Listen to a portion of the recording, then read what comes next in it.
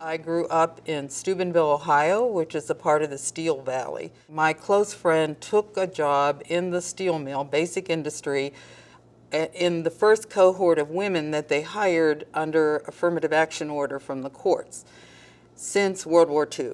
She was talking about what it was like to be a feminist in a male-dominated industry. One thing led to another, and I said, gee, this might be an interesting dissertation topic. Pretty soon the steel industry collapsed and the women get displaced from the industry. And eventually I followed their trajectory, like who were these women, why were they in the mill, how could they use the union, the United Steelworkers, as a vehicle for addressing the kinds of concerns. Women didn't have restrooms. I mean, there were basic showers, there were all kinds of issues because nobody thought, even though it was legal, that women would want these jobs. But in the end, of course, they did because they paid a lot more and they had a union contract.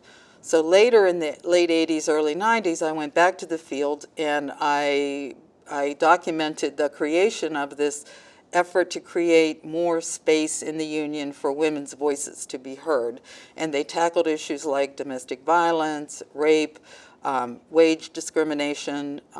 They created a course called Women of Steel, which was sort of like a mini women's studies course where you looked at women in community activism, women in the media. There was attention to communication skills, but it became a mobilizing tool. The women that went through the schools went to create women's committees, conferences, and it's still going on. It's now institutionalized inside the union, and every district of the union has to have a Women of Steel course.